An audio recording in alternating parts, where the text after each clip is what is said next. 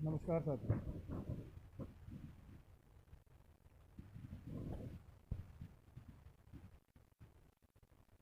आपसे निवेदन है, वीडियो को थोड़ा आगे बढ़ाइए।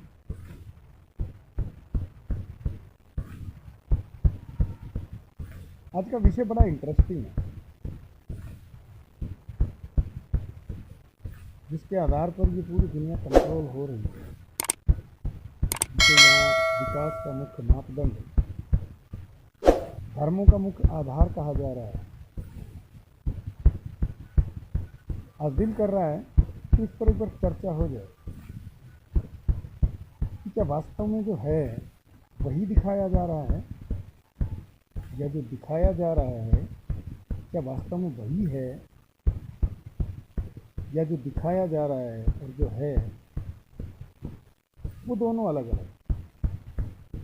और यदि वो दोनों अलग अलग हैं तो वो कैसे दिखाया जा रहा है, उसका माध्यम क्या है? उसका माध्यम है पुस्तक। आखिर ये पुस्तकें क्यों छापी जाती है, किसके द्वारा छापी जाती है, इन पुस्तकों की आवश्यकता किसको है, इन पुस्तकों में जो कंटेंट्स दिए जाते हैं, जो ज्ञान या जानकारी दी जाती है, वास्तव में उस जानकारी से लाभ किसको हो रहा है?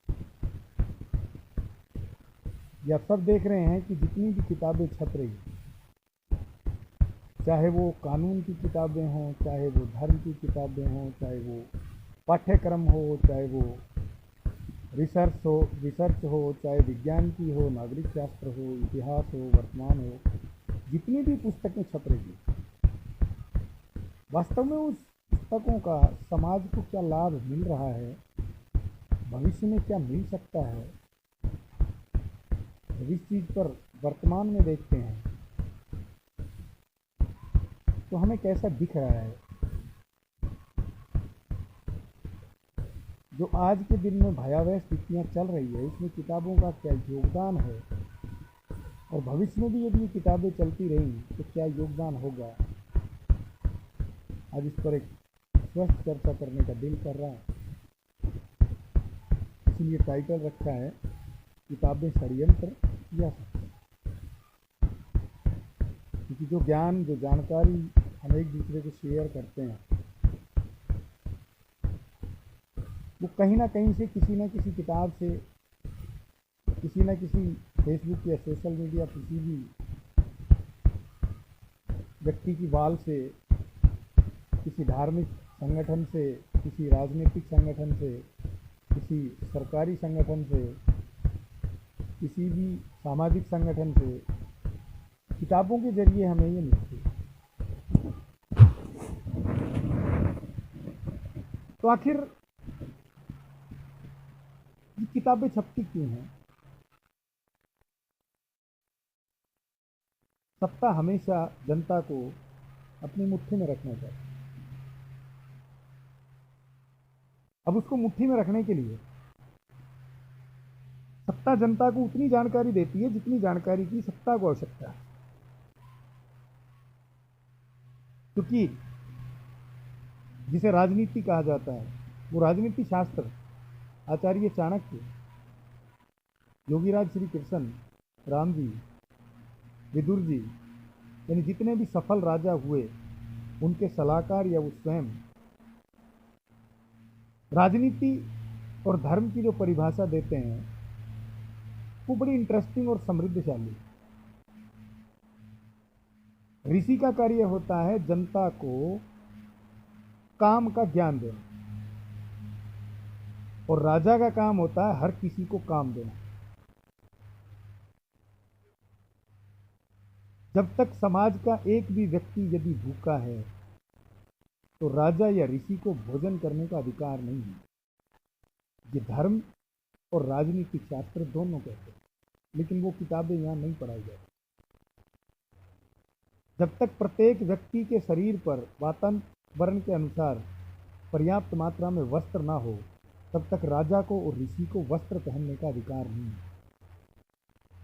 इसलिए राजा को राजा कहा जाता है, किंतु ऋषि को महाराज कहा जाता है। किंतु यहाँ आज राजा के नाम पर व्यापारी और महाराज के नाम पर झूठे और धोखेबाज लोगों का पूरा जमावड़ा हो गया। आखिर क्यों? सबसे बड़ी बात यह कि समाज ने इनको स्वीकार कैसे कर लिया? आखिर क्यों इस झूठ को हमने सत्य मानकर जीवन में अपनाने तक की बात कही? उसका कारण किताबें हैं।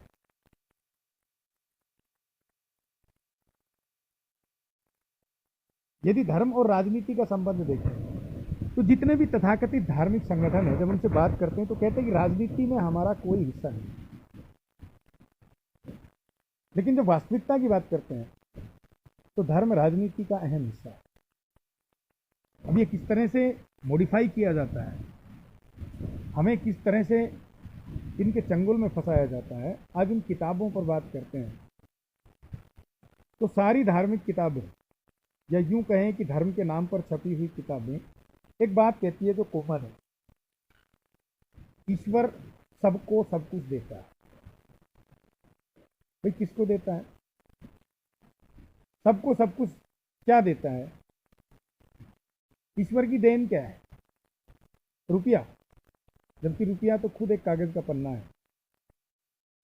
ईश्वर ने कोई रुपया नहीं बनाया, सरकारें छापी।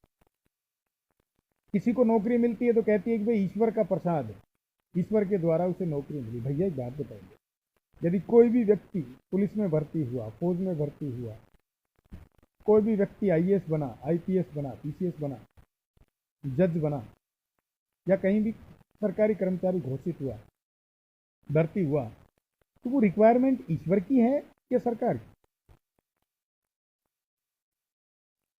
उसको जो वेतन दिया जाना है वो तय करने का अधिकार किसका है? सरकार का कि ईश्वर का? उस भर्ती के होने का जो प्रोसेस है, उसके जो मापदंड है, वो मापदंड सरकार बनाती है कि ईश्वर बनाता है? उसकी सैलरी कितनी होगी और उसका काम क्या है, और उसके काम से समाज को क्या लाभ होगा, क्या हानि होगी, ये ईश्वर तय करता है कि सरकार तय करती है? लेकिन ये जवाब उस किताब में नहीं है, किसी भी किताब में ये जवाब नहीं है। तो ये जितनी भी धार्मिक किताबें, ये गाहे बगाए हर देश के कानून के साथ, हर देश की कानून की किताब के साथ कनेक्टेड है। अब लोग उस कानून की किताब पर उंगली ना उठाए, सरकार को, सत्ताओं को जिम्मेदार ना ठहराए, इसलिए उनको धर्म की किताबें पढ़ाई जाती। एक छोटी सी बात समझ में आती है कि हर कोई ये कहता है कि ऊपर वाला सब कुछ देता है। भैया बिल्कुल ठीक बात है, ऊपर वाला सब कुछ देता है। किसको देता है? लेकिन किसान को अन्न के रूप में देता है, क्योंकि किसान सरकार के भरोसे नहीं है। गोपालक को दूध के रूप में देता है, गाय के रूप में देता है, गोबर के रूप में देता है, गोमूत्र के रूप में देता है, क्योंकि ऊपर वाला क्या नाम वर्षा करवाता है, ऊपर वाला धूप देता है, ऊपर वाला हवा देता है। अब इस हवा, पानी और धूप से पौधे तैयार होते हैं, पेड़ तैयार होते हैं, लताएं तैयार होती है, फल तैयार होते हैं, कंद तैयार होते हैं, मूल तैयार होते हैं। अब ये सब ऊपर वाले की देन है। तो ये किसान को ही क्यों देता है? गोपालक को ही क्यों देता है? ये जितने भी धार्मिक लोग जो इन किताबों का वंचन कर रहे हैं और इन्होंने दान पात्र रख रखे हैं, और ये कहते हैं कि ऊपर वाला आपको सब कुछ देगा। कभी किसी ने कहा कि ऊपर वाला मुझे सब कुछ देगा? इसका मतलब क्या है? कि ऊपर वाला इन सबसे नाराज है, इनको कुछ नहीं देता। इसलिए जिसको दे रहा है, ये उसके सर पर बैठकर इन किताबों के रूप में मिथ्या प्रचार करके और उसके माल को लूटने का एक प्रोग्राम करता है। और किताबें कौन सी? कोई किताब आज के दिन में, क्या किसी भी धर्म का कोई अपडेट आज है? वर्तमान में कौन सा धर्म, कौन सा ईश्वर, कौन सा अल्लाह, गॉड, राम, सीता, लक्ष्मण, पैगंबर, ईसा मसीह, वर्तमान में कोई अपडेट है कि उसने किसी पादरी से ईसा मसीह ने आज के दिन में बात की हो, कुछ कहा हो? अल्लाह ने किसी पैगंबर से, किसी मौलाना से आज के दिन में बात की हो, उसने कुछ बताया हो?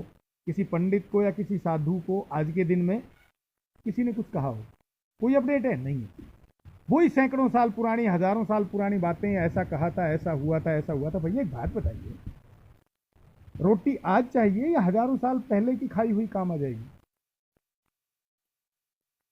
कपड़ा आज पहनना है, सर्दी से आज बचना है, या हजारों साल पहले जो कपड़ा पहनते थे वो तुम्हारे काम आ जाएगा? क्या राम का खाया हुआ अन्न, राम का खाया हुआ शबरी का बेर क्या तुम्हारा पेट भर देगा? तो फिर तुम्हारे पास बेर कहां से आ रहा है? श्री राम जी ने जब शबरी के हाथ से बेर खाए और शबरी माता ने उन्हें चख चख के वो खिलाए, तो वो शबरी उनके लिए आदरणीय है, क्योंकि उन्होंने उनको बेर खिला के उनका पेट भरा। लेकिन आज के दिन में उसी राम के तथाकथित भक्त, जो किसान उनके लिए अनाज पैदा करता है, वो शत्रु है। वो आंदोलन पे बैठे हैं, उन्हें भी रुपया ज्यादा से ज्यादा चाहिए तुम्हारी तरह, लेकिन उनकी तो राम जी नहीं सुन रहा, उनकी तो भगवान नहीं सुन रहा। क्योंकि अगर भगवान सुनता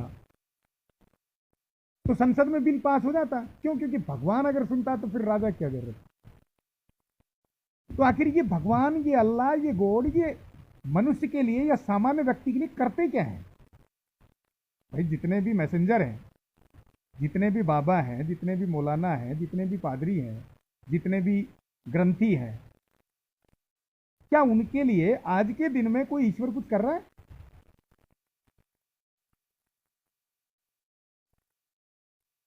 शरीर से स्वस्थ नहीं है तो इसका मतलब आपको स्वास्थ्य भी नहीं दे रहा, जीवन मृत्यु भी नहीं दे रहा। आप दान पात्र में जनता से लेते हैं, इसका मतलब आपके पास ईश्वर की तरफ से कोई लाभ भी नहीं आ रहा। और तुम अच्छे हो या बहुत अच्छे हो, तुम धार्मिक हो या बहुत धार्मिक हो, कभी ईश्वर ने तुम्हारा प्रचार भी नहीं किया, तो आपको यश भी वहां से नहीं मिल रहा। लेकिन यहां क्या कहा जा रहा है? ये लाभ हानि, जीवन मृत्यु, यश अपयश, ये सब ईश्वर की देन है। अब जब तक हमने किताबों में ये बात पढ़ी, ये बात समझी, तो हम भी ईश्वर ईश्वर चिल्लाने लगे। लेकिन भैया एक बात सोच कर देखिए यार,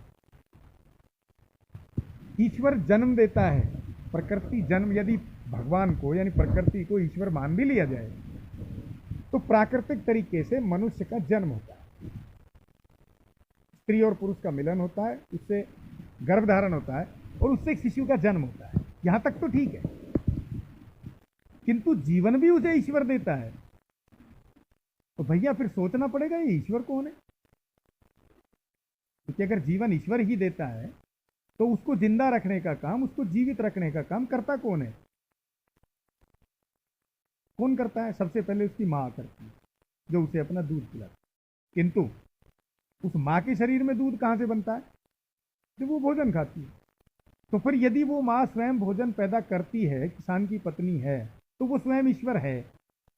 लेकिन यदि वो किसी और से भोजन खरीद के खाती है तो फिर जो भोजन पैदा कर रहा है वो ईश्वर है।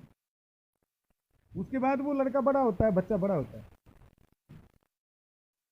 अब जो भोजन की उसे सारी आयु आवश्यकता पड़ती है, अब या तो वो खुद अगर पैदा कर रहा है तो वो ईश्वर है, लेकिन अगर उसे भोजन कहीं और से मिल रहा है तो फिर वो भोजन पैदा करने वाला ईश्वर है। क्यों? क्योंकि ईश्वर की सच्ची संतान तो वही है जिसको वो दे रहा है, और वो दे सिर्फ किसान को रहा है, बाकी सब लूट रहे हैं। कोयला ईश्वर ने धरती को दिया था, जिसे आप ईश्वर कह रहे हैं, प्रकृति जिसको है, वो कोयला उसने धरती को दिया था, तुम्हारे लिए नहीं दिया। वो पेड़ उसने फल देने के लिए, अपनी संतान आगे बढ़ाने के लिए दिए थे, तुम्हारे लिए नहीं दिए कि तुम उसको काट काट के और उसको बेच दो, बदले में सरकारों से पैसा लो, इसलिए नहीं दिए। ये पहाड़ प्रकृति ने अपने संतुलन के लिए बनाए। जिस धरती को हम माँ कह रहे हैं, जिस भारत को हम माँ कह रहे हैं, जिसके नारे लगा रहे हैं भारत माता की जय, लेकिन उस भारत माता के शरीर को नोच नोच के खा रहे हैं। तो फिर ये किताबों में लिखा क्यों गया भारत माता? कौन है भारत माता? क्या वो पहाड़ भारत माता नहीं है? क्या वो नदी भारत माता नहीं है? क्या वो कोयला भारत माता नहीं है? क्या वो लोहा भारत माता नहीं है? क्या वो गाय भारत माता में नहीं है? क्या वो पेड़ भारत माता में नहीं है? लेकिन नहीं, कभी प्लाटिंग के नाम पर उसको बेच रहे हैं और कह रहे हैं कि जी सब कुछ ईश्वर देता है। तो भैया एक काम करिए,